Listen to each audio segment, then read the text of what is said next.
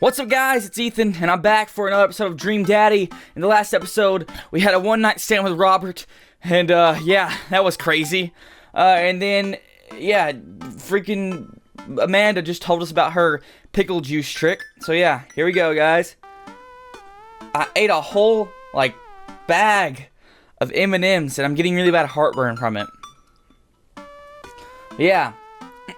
Who raised you? Amanda Ann. Give her a stern and resided eye.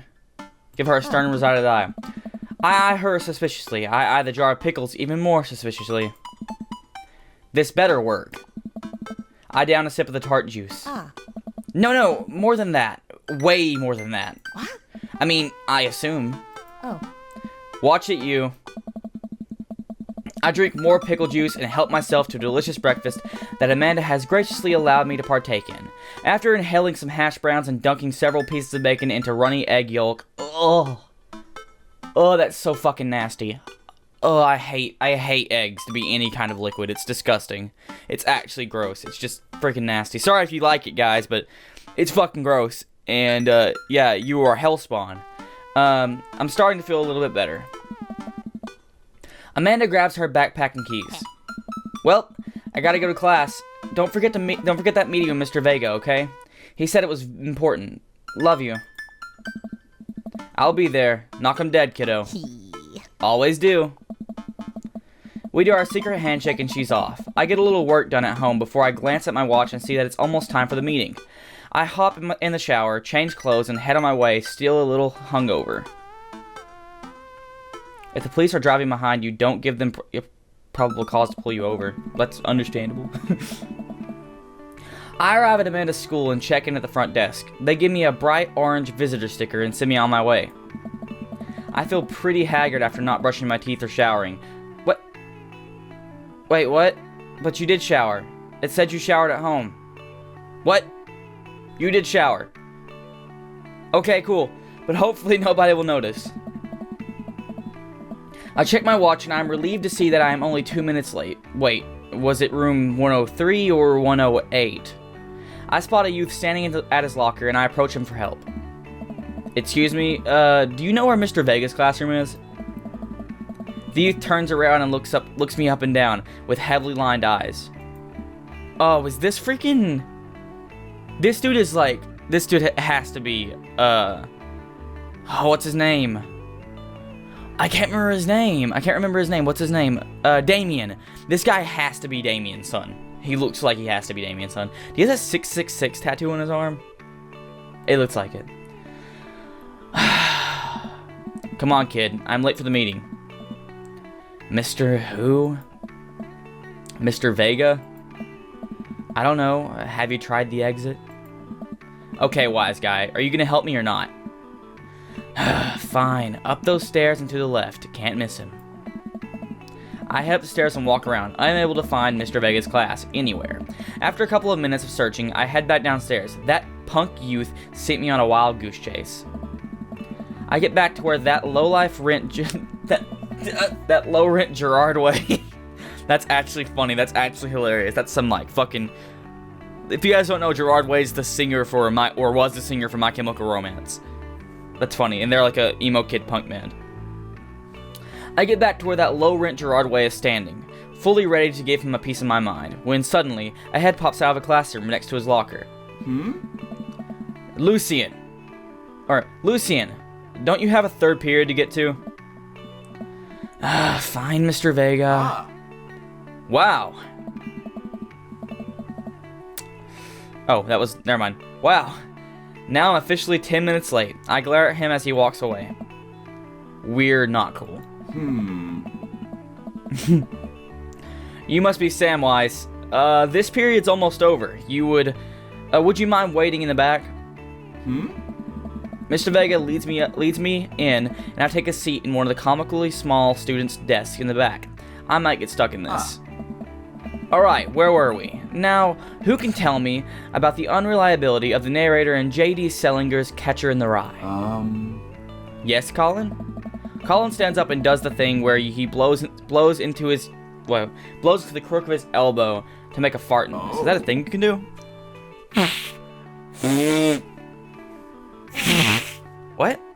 I can't do it, so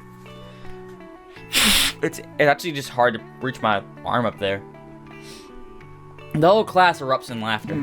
All right, everybody. Very funny, Colin. Please sit down. Oh.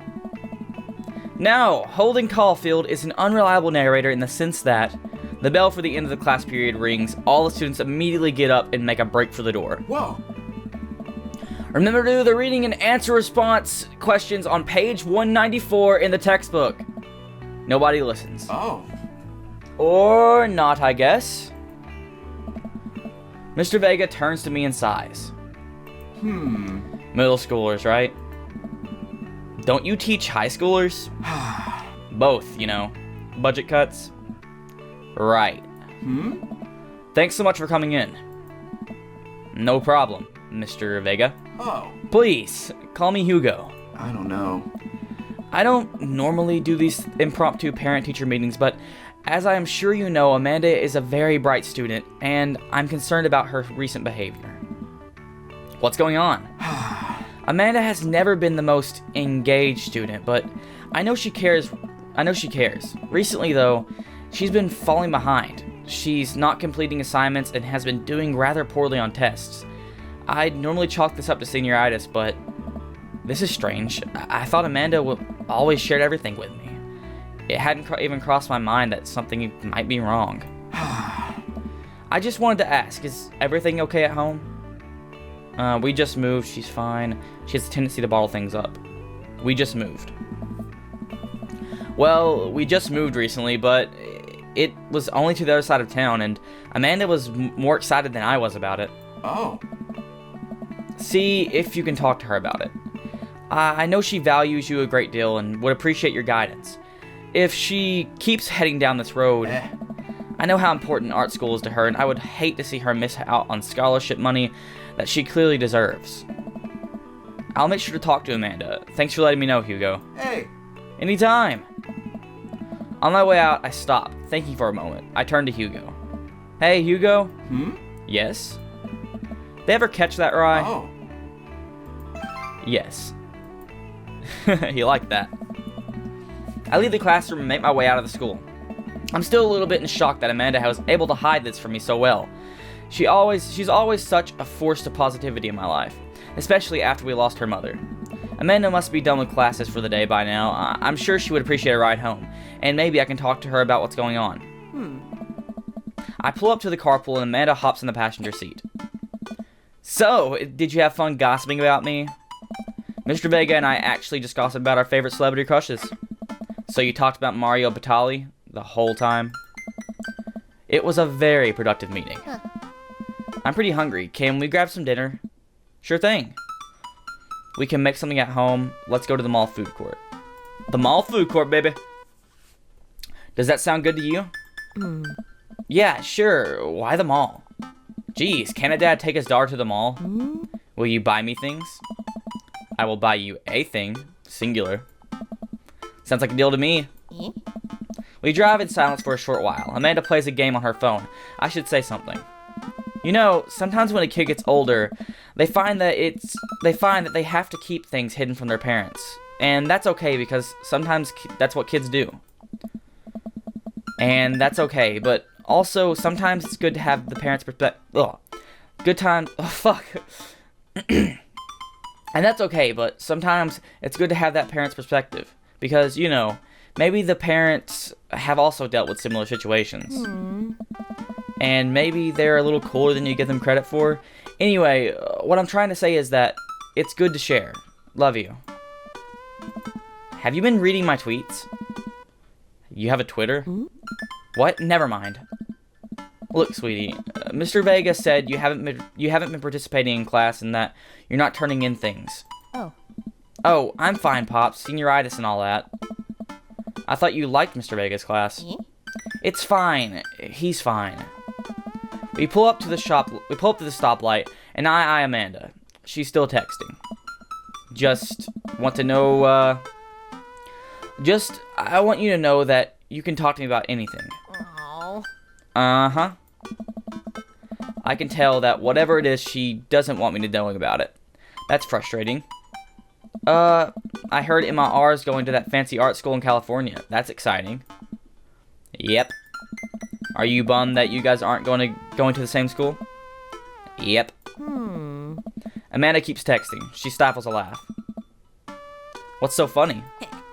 It's a... I don't think you'd get it. Okay. Who you texting? Noah. Who's Noah? My friend. Does he go to your school? Yep. Do you like Noah? Whoa. What? No! Dad! Ugh! I can't believe you would... Dad! I mean, jeez. Why would you... Ugh! Gross. Sorry, just asking. Dad, he's just my friend. Guys and girls can be friends. He's my friend. Okay. Jeez. This is going well. Well, good talk. Love ya, kiddo. She leans forward and turns up the radio. I guess that conversation is over. To the mall, then. Dad tip 26. Exercise regularly and you'll stay healthy. Spend less money than you make. Understandable, actually. We arrive at the mall, a big indoor shopping center with a couple of different floors. It's kind of dead, but that doesn't stop the mall security guard from yelling at the group of loitering teens. Let's eat something disgusting for dinner. All right. Hell yeah! Language, Missy. Heck yeah? Better. We approach the food court and evaluate our options. There's greasy restaurant after greasy restaurant. My heart burns just looking at the menus. Nobody looks happy to be here. What are you in the mood for? Bread dipped in sugar? Bread dipped in with cheese on it? Or, bread, what are you in the mood for? Bread dipped in sugar? Bread with cheese on it? Or do you want me to just inject some fat directly into your bloodstream? I extend my hand to her. Would you do me the honor of sharing some nachos? She takes my hand with a grin. It would make me the happiest, cheesiest girl alive. We order a giant pile of chips and unnaturally orange cheese from a very unenthusiastic and possibly stoned teenager. We take a seat at a rickety table and dig in. These are bad. These are very bad. But also strangely delicious. We have to eat through the pain. We enjoy the fluorescent cheesy goodness together until we're all out of nachos. So, something's been bothering me for a while. Can you explain memes to me? That's funny. Okay, cool. Hopefully okay, this is teetering. Hopefully this doesn't get cringy. Hopefully this stays self-aware. Which meme? All memes. Aww. Amanda sighs deeply and places her head in her hands. Dad, it's complicated. See, memes are just inside jokes shared by a bunch of people that get less funny the more people do it. So the problem is that by the time the memes get to you, Dad, all of us youths have already done the joke to death. What's worse is that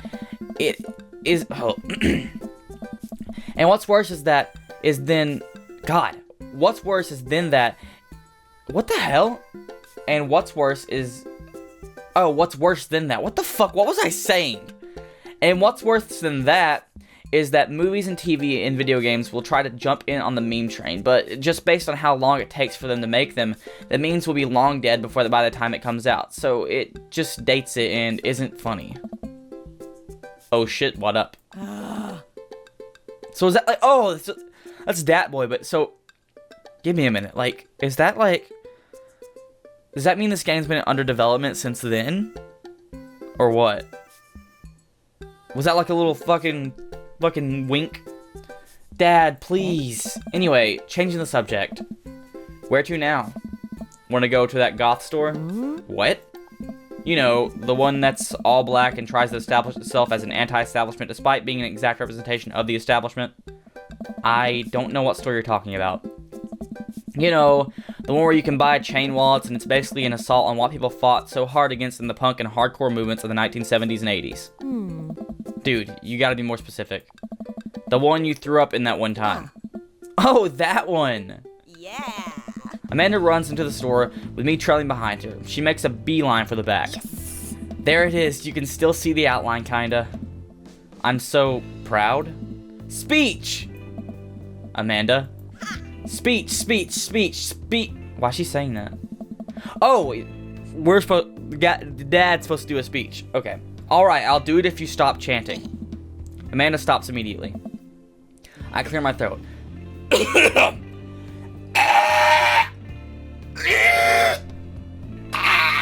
Okay, I hurt my throat. Thank you all for joining me here today to commemorate an historic event that would forever shape history. On a day very much like today, some 5 years ago, our very own Amanda Ann Stardrop had too much blue raspberry slushy on an outing to the mall. Oh. After begging her father to take her to Dead Gotham Beyond to buy rainbow suspenders, she proceeded to throw up all over the display of My Chemical Romance merchandise. Her loving father then had to pay for said merchandise, which is to this day remains among our possessions. Thank you. Huh. Amanda's moved. She begins clapping, slow at first, then faster and more vigorously. Several other patrons turn their heads. One of them also starts clapping. I bow my head. Oh hey, chain wallets. While Amanda busies herself looking at band t-shirts, I try to find something of interest to myself. Not much for a dad to look at in Dead Gotham Beyond. Pursue the band tees, look at ironic mugs, check the clearance bin for hot deals. Look at ironic mugs. I'm suddenly stricken by existential fear. If there's only one number one dad, then why are there so many mugs that say that? This whole time I thought I was the only one. If I'm not number one, then where do I place on the global dad ranking charts? I have work to do. Look, this is very important to me. Oh, that's Damien. That's the fucking dude. Fucking Lucien, the fucking dickhead kid at the school, that has to be his dad. If it's not, I'm gonna actually be pissed off about it, kinda. I overhear a stifled argument at the cashier register. An older gentleman is carrying a garment and showing it to the bored-looking cashier with pink hair. I can see that. Don't know what to tell you, dude. I just work here. Okay, let me think. Listen. When I bought this online, the website said this blouse was Victorian inspired. However, when I received it, it clearly held the trademark of Edwardian dressage. Do you want a coupon? I can give you a coupon. Will you leave if I give you a coupon? Is there a manager present? People have to know what they're buying. I am the manager. I see. Well, it would seem that I have outstayed my welcome. Good day, shopkeep. Your superiors will receive a strongly worded letter by post. Whatever, dude. The man rolls around and storms out. His literal coattails trailing behind him. I can't tell if they are Victorian inspired or Edwardian in nature. Amanda trots up to me with a t-shirt in her hand. Oh boy, here it comes. Hey, Dadtron 5000? Yes, I'll buy it for you. Wow, that was easy, thanks. At least, it's only one this time. Amanda plops the shirt onto the counter and grins at the cashier. I love your hair. The cashier says nothing and rings Amanda up, radiating hatred. I hand her a 20. So, what was that guy's deal? The cashier rolls her eyes so hard I'm worried she'll pull something.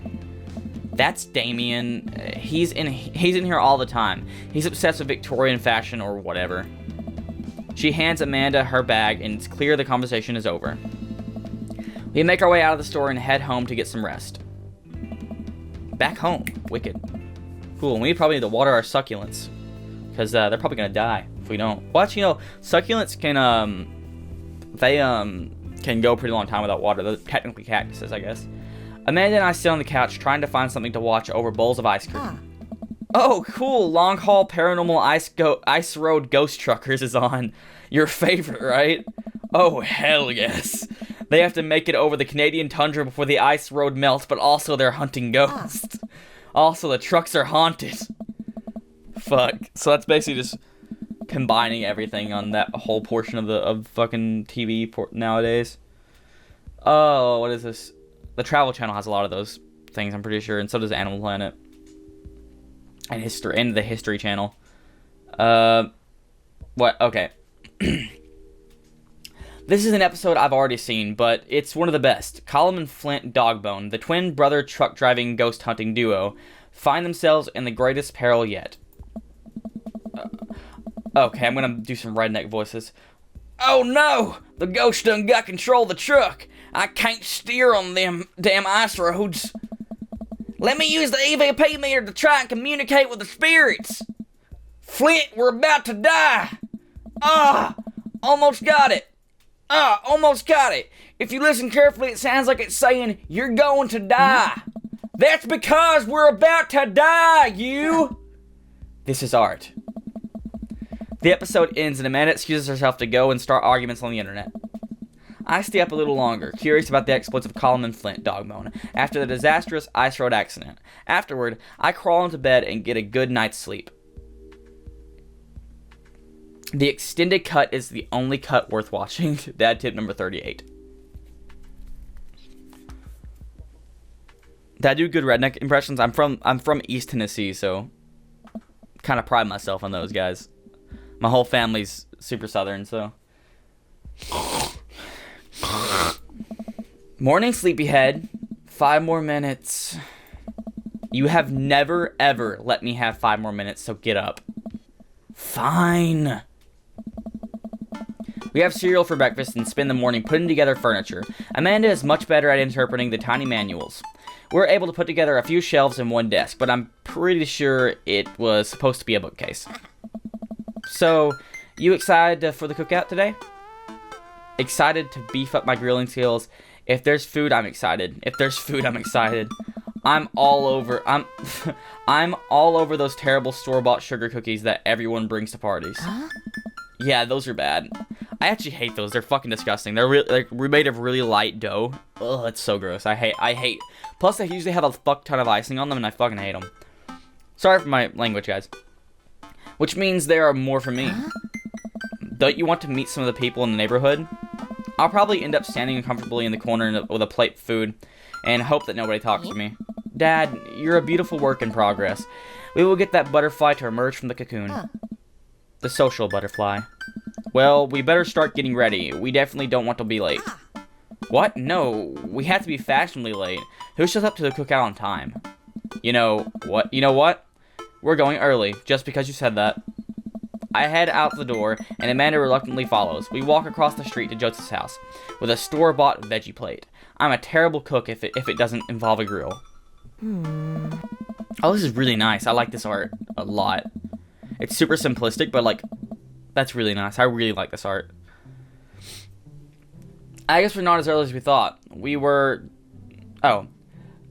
I guess we're not as early as we thought we were. Joseph's backyard is already packed with people, and the smell of hot dogs wafts through the air. Small children run through a sprinkler, and adults chat in small clusters. I set our veggie plate down on the table, next to 2 other veggie plates. Huh. Hey, Joseph!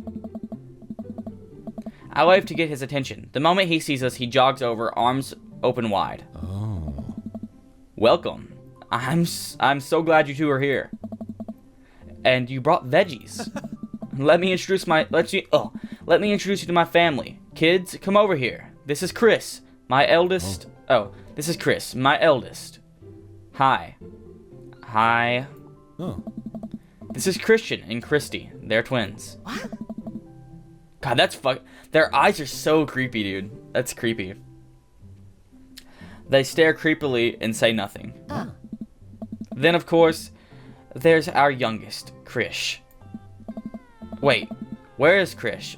Maybe Mary put him in this crib. Oh, fuck, what? Really? Wait, what? Oh no, it's the woman from the bar the other night. What is she doing here? Oh, and how could I forget my lovely wife, Mary? Whoa. Fuck, this is some next level shit, bro. What the fuck? Fuck! I don't know what the hell's happening, dude. They really don't go together. That's some dark colors and some contrast right there. And dude, I was not expecting that. Okay. Joseph pecks on her cheek. She smiles. "Oh, Mary, sweetheart, did you put Krish to bed?" "I'll have to go look for him." "What? You'll have to." Joseph takes a moment to regain his composure. "Mary, this is our new neighbor, Sam Wise, and his daughter, Amanda." "I'd shake your hand, but I have a glass of wine. Oh, I'd shake your hand, but I have a glass of wine that I need to attend to." I love her. "Nice to, meet you, Mary, for the first time." "Charmed. Well, I have to go over there now." Mary leaves. Oh god, this is so awkward. I wonder if Joseph knows. I wonder if Mary knows that Joseph knows. I wonder if Joseph knows that Mary knows that I know. It takes all of my energy not to run away from the barbecue and start fresh in the new city. My wife has a wonderful sense of humor, but please, you two enjoy the barbecue. All the guys are really excited to meet you. Hey, Samwise, have you met Brian yet?" "Who?" "Hey, Brian, come over here for a sec." Oh, he's cool. I like his beard. It's fucking nice. A man in a loud Hawaiian shirt jogs up to me. "Hey." "Ryan, this is Samwise. He just moved to the neighborhood." "Hello." Hey. "Well, pleased to meet you. Put her there." Lawrence of Arabia. Brian pulls me. Oh, is he voiced by Aaron? I can't tell. I think he's voiced by Aaron. I kind of heard the Aaron twang to him. Brian pulls me in for a handshake, engulfing my hand in a vice-like grip. I let out a small squeak after my hand bones have been ground to dust. I can't tell if it's Aaron or not. "Not much of a handshake guy, huh?" "Guess I'm more of a hugger." "Which house did you move into?" "The ranch-style one in the cul-de-sac." "Oh, that one's just like mine, but smaller." That kind of hurts. Is he trying to one-up me? My instinctive dad competitiveness kicks into gear. It's leaner. Smaller houses are safer. I'm happy there. I got no worries about its size, as long as me and my daughter are happy. Well put. "Oh, let me introduce you to my daughter." She's cute. A kid peeks out from behind Brian. "This is Daisy." "Hello." "Hi, what grade are you in?" "5th grade. We're actually trying to get her to skip 6th. We're actually trying to get her to skip 6th grade. Not to brag, but she's pretty smart." "Not to brag, that's exactly what bragging is." "Amanda's smart too." "Thanks, Dad." Well, I'll be around the party if you like saying hey later." "You got it." I like his character. I like the dad competitiveness because he's obviously like the generic, like, you know, "Hello, I'm Dad," that kind of guy, and that's what your character's supposed to be. So it's kind of a nice competitiveness there. I like that contrast. Or not really contrast. I don't know what you would really call it. Amanda and I meal around and try some of the food spread out on the table. I pick at some deviled eggs. Amanda grabs a small paper plate and immediately begins piling it with baked goods. I don't want to have to make friends. Come on, Dad. Who are you gonna party with when I go off to school? But I don't want to have to do pleasantries. Dad. They're gonna talk about weather. Dad. Go, do it. Make a friend. But how could I possibly abandon my only child at a social function? That's bad parenting. This plate of cookies is my new dad. Bye. Amanda shoves me into the center of the yard. Well, here goes nothing. I look around at the party and I'm surprised to see some familiar faces. Isn't that the barista from the Coffee Spoon? Oh dang, Robert's here. That guy who kept trying to one-up me. Isn't that the guy who was throwing a fit in Dead Gotham Beyond? Isn't that Amanda's teacher? Hey, I know Craig. But wait a second, all those people live in our cul-de-sac. That can't be right. I'd better investigate. Oh, we have options. Talk to Robert and Brian. Okay, we had sex with Robert. That'd be pretty awkward. Brian's cool, though. Burger time? Talk to Matt, Hugo, and Greg. Talk to Joseph and Damien. I kind of want to talk to Matt again. And Hugo is cool. And Craig, I want to talk to these guys. Oh, they're all there. Cool. Okay. Still has his baby around him. Matt and Hugo seem to be embroiled. Oh, God. Matt and Hugo seem to be embroiled in an intense discussion. Craig looks on, smiling politely. I walk over to say hello. Well, I don't think it's... Oh, no, wrong voice. Well, I don't think it's fair to try and compare two art movements like that. Periods in art only exist because they're a unique byproduct of social and political climate of the time and place. And to try to make something like, say, the Rococo period... Yeah, Rococo period, and compare it to the postmodernism in America, you're completely disregarding the context in which a work of art is created. Matt and Hugo seem to be so busy talking that they don't notice me. Craig leans in. Dude, I have no idea what's going on. Talk to Craig, listen to Matt and Hugo. Talk to Craig. I turn my attention to Craig, who seems a little more attentive to my existence. How'd resistance training go the other day? Oh. Great! Little River here is a great cheerleader. Aren't you, tiny bro? Craig grabs River's arm and waves them around. Oh. You can do it, Dad. Oh, you can do it, Dad. I'm so proud of you. I'm sorry for pooping on you. She must be a handful at that age. Oh, they always are. Hey. But it's so worth it. Craig grabs River's arm again and waves it around. Oh. Waves them around. Also, I'm sorry for throwing up on you, Dad. How you settling in? Almost done. The new place is perfect. I never get too comfortable. The new place is perfect. It's really cozy, and the neighborhood is beautiful. I'm so glad we moved here. And I'm even more glad that we're next to my old best friend. Craig gives me a playful punch on the shoulder. Ow. I remember that hurting less in the past. Sorry. I've been doing push-ups and stuff. Samwise, how are you liking the neighborhood? It's pretty nice. Everybody's been super friendly. Hey. I don't remember what voice. I just had a regular voice for him. I never made a voice for him. So,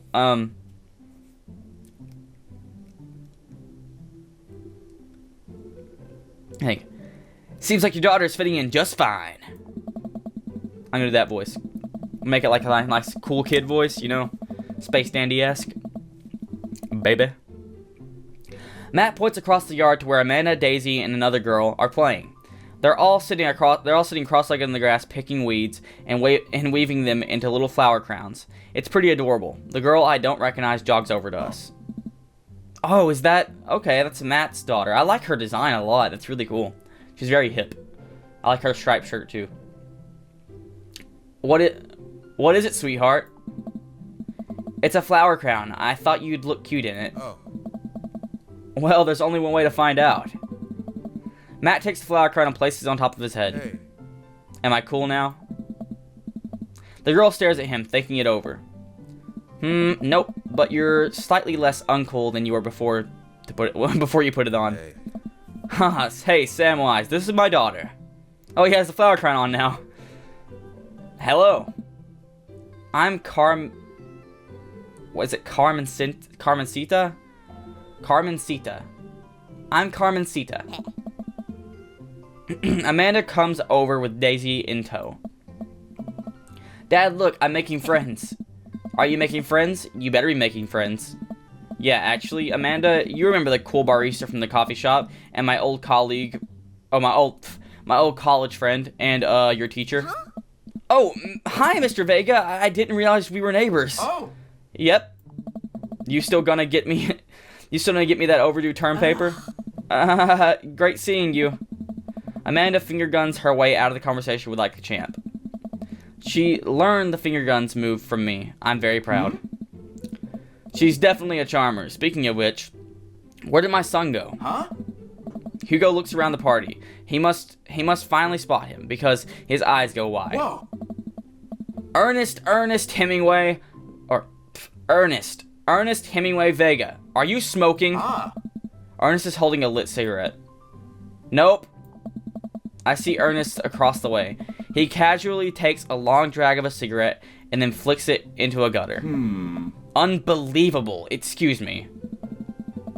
Hugo marches over to Ernest, and I turn my attention to Matt and Craig. Kids, right? Hey.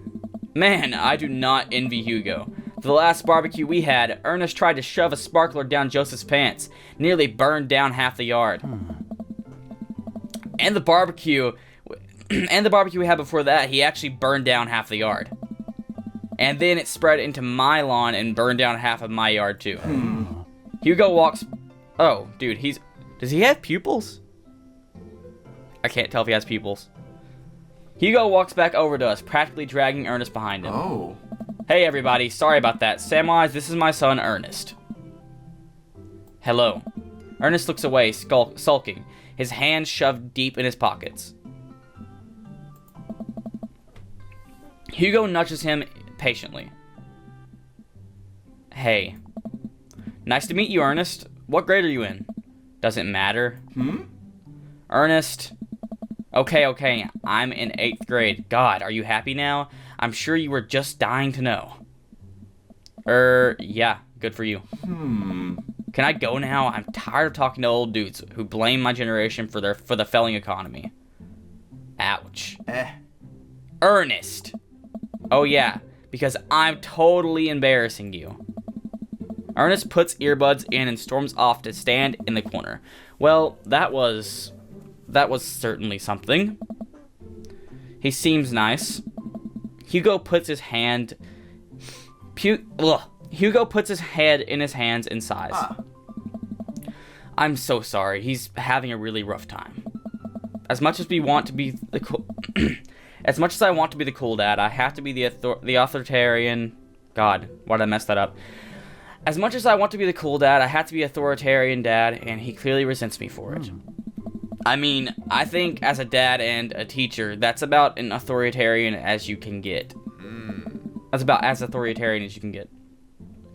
Honestly, are any of us cool dads? Is it possible to be a cool dad? Dude, Matt, you're a fucking cool dad, like literally. What? I'm cool as a cucumber.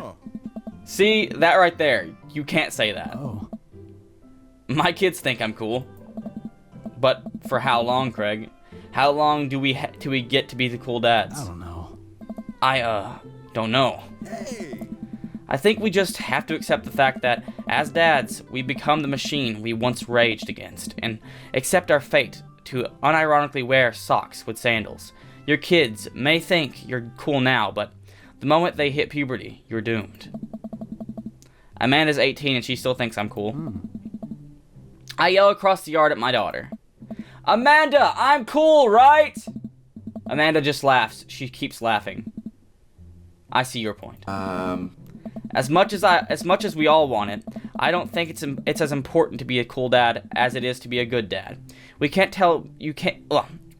all be best friends with our kids. It just doesn't work. I mean, look at me and Ernest.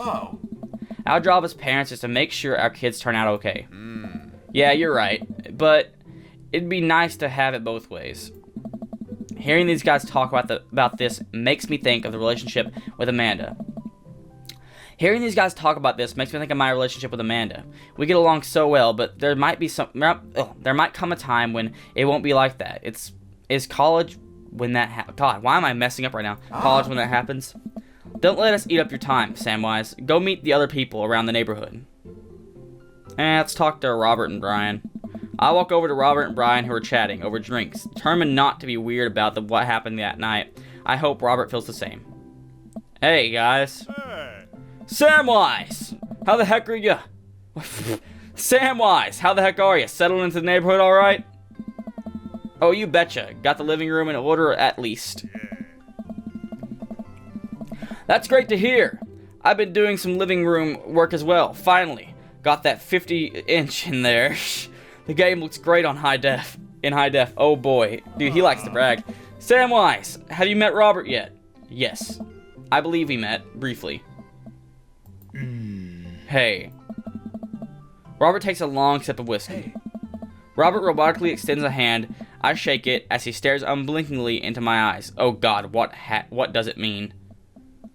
How's it going? It's good. It's good. Robert focuses on the whiskey he's holding. He takes a long sip. Great! Look at my friends becoming friends. Us dads gotta stick together, you know. Us dads? Robert has a kid? Oh, I didn't know you had kids. Robert continues to stare at me. Jesus, does this guy ever blink? Yep. Cool. That's cool. We stand in incredibly uncomfortable silence for several moments until... Daisy, we gotta get off this haunted truck. Oh no, the ghosts locked the doors. Daisy and Amanda run up to us. Thank God. Yes. Quick, hit the emergency escape button. But the trucks don't have emergency escape buttons. Then hit the brake, I guess, and then we'll get out of the truck. The imaginary truck. Yeah. Anyway, we're safe from the ghosts, but how have we ever survived in the Arctic tundra? Daisy, you might have to eat me. Are you prepared to do that? I'm prepared to do anything to survive. That's cold-blooded. That's cold-blooded. I like that. Although I'm not sure I have the materials required to properly cook you. Wait a second, are you guys playing Long Haul Ice Road Paranormal Ghost Truckers? Yeah! Amanda and I love that show. It's the best, especially that episode with Colum and especially the episode where Colum hides Flint's keys and Flint retaliates by breaking an ancient curse urn and sending the spirit after him. Yeah, it's such a quality reality TV television. God damn. Why is my stamina for reading going shit right now? I don't know why. Alright, Daisy, I found us a couple of bugs. They're gonna make a great meal, lots of protein. Gotta keep us from starving out here in the harsh, icy wasteland. But there's a whole table of food right over there. Daisy, it's a game. We're playing pretend. It's what kids do. Live a little. Amanda gives Daisy a handful of gummy worms from the snack table. They eat them with a mock disgust. Let's go find kindling for a fire. Okay. But not an actual fire, because we're playing pretend. Now you're getting it. Daisy and Amanda run off.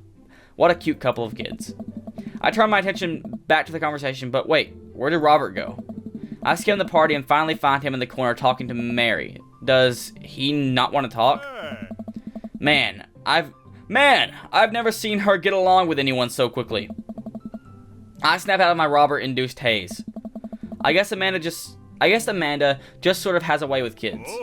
That's kind of amazing. Daisy doesn't really get along with kids her age. It's nice that he's not trying to one-up me this time. Maybe we can have a regular friendship after all. Really? She just kind of keeps to herself. Her teachers say she spends every recess in the library. I think the other kids are intimidated by her intelligence. There it is. I wouldn't worry about it too much. Amanda was shot... I wouldn't worry about it too much. Amanda was shy at Daisy's age too. She used to have a habit of crawling under the tables and crying every time we took her to a restaurant. She bit people too. Oh, kids, right? Gotta love them. You're required by law. Well, since they're getting along so well, maybe we should try to put together a little play date for them. Yeah, that'd be nice. Well, I don't want to take up too much of your time. Go meet some of the other fellas. Go meet Joseph, and I spot Joseph chatting with a guy from the Dead and Gotham Beyond by the grill. I wonder what they're talking about. I walk over to them. I'm so curious. Can we walk through why you had your house painted black? Where do I even start? The house stays warmer in the winter. It provides an artistic contrast to the rest of the neighborhood, and it complements the crimson interior perfectly. It's definitely an interesting choice. Thank you. I'm very proud of my abode. Samwise, I was just having a conversation with Damien here about his aesthetic design decisions. Damien regards me up and down with a warm but critical eye. How do you do? I don't believe I've had the pleasure. I think I saw you in Dead Gotham Beyond the other day. Damien's face turns bright red. Must apologize for my behavior on that day.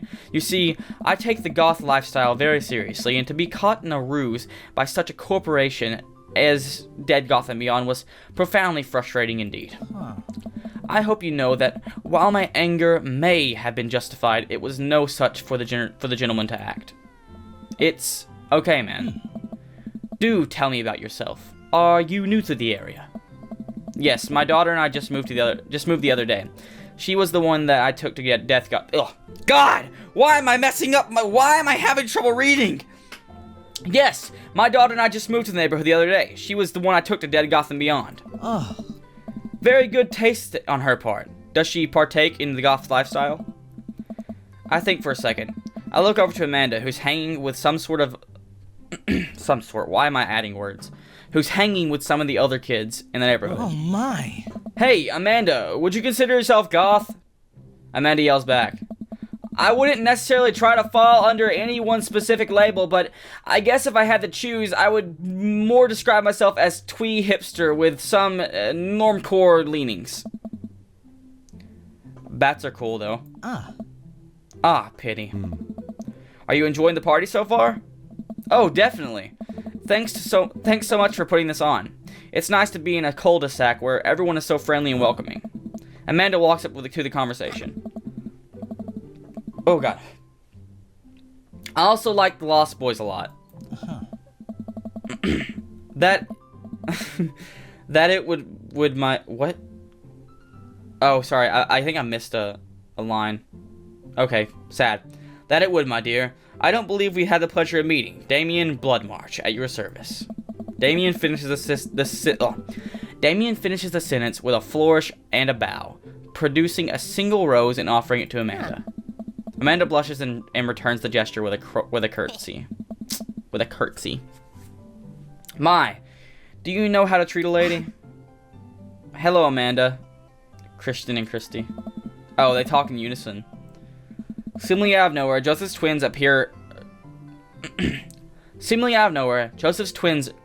kids appear. Are they speaking in unison? Hey. Hey. Won't you come play with us? Come play with us forever. Guys, enough with the creepy twin shtick. We've talked about this. Christian and Christy slowly back away. Where do you think they got that from? Mary pops into the conversation, wine in hand. I don't know. Mary takes a long sip of the wine. Oh my. I think I might have taped over a VeggieTales VHS with The Shining. Who knows? She takes another sip of her wine. Where's Krish? Wasn't he with you? You had him a moment ago. He's probably stuffing dirt in his mouth. He'll be alright. Toddlers are pretty resilient. Mary tips her glass to me. Ain't my first time to the rodeo. It's my fifth. I have squeezed for little. Sweetheart, would you do me a favor and find Krish? That would be great. I'm sure he's fine. Mary. Okay, jeez. Mary finishes her wine and wanders off. Dad, can we go now? Lucian, have I introduced you to Samwise yet? Hey, it's that punk from Amanda's school. I remember you. Whatever. That's no way for a young man to speak to his elders. Be polite. Lucian bows. Whatever, sir. Lucian bows again. Mr. Christensen, may I have a veggie burger, sir? Coming right up, bud. Are you vegetarian? Yep. Make that 2 veggie burgers. Did you know that some people in the Victorian era were vegetarians? They described carnivorous type people as bloodlappers. Dad. Oh. That's really interesting, Damien. Joseph turns to the grill. Just a hint of a tattoo peeks out from underneath his sleeve. I can't believe I didn't notice it before. It looks like the bottom of an anchor. Whoa, is that a tattoo? Hey. Yep. I wasn't always a youth pastor, you know. That's so cool. Want to see mine? What? Lucian pulls back some rubber bands, revealing a lopsided 666 in black ink. My buddy gave me a stick and poke tattoo last week. I think it's healing up pretty good. Lucian! We'll talk about this later. That's pretty cool. What's the significance of the tattoo? I don't know. I just thought it looked sick. Oh. Well, in my opinion, the only reason you need to get a tattoo is because you want one. Careful though, that number carries weight. Man, Joseph is way cooler. Man, Joseph is a way cooler youth pastor than I thought. I just figured youth pastors popped out of the womb with a Bible. I wonder what he did before preaching. Oh. And without further ado, let's work some magic.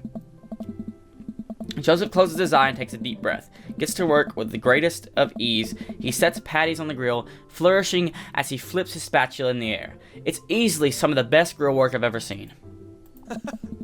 You guys think this is my first time in front of a grill? He's working faster now, effortlessly tossing cheese onto the patties and perfectly grilled onions onto the side. One after another, the dads take notice and crowd around Joseph to admire his masterful technique. Oh. You probably didn't know this, but you probably didn't know this, Samwise, but Joseph's known around here for being for his grillmanship. He's unGRILLivable. Hey. I tried to get on his level, but I just can't catch up. Let us keep studying. He has a rare quality about him. Mustard, we keep talking about this? Fuck. Can't we just appreciate the artist? I've never known him to make a mistake. Ah.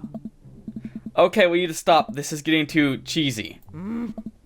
Please stop. Fuck. I actually wouldn't have expected Damien to do anything like that. All the children at the party boo the glorious display of puns in unison. Alright guys, the food's ready. Please form an orderly line. I didn't want to read that. Barbecue. I hate my life. Aye. Okay guys.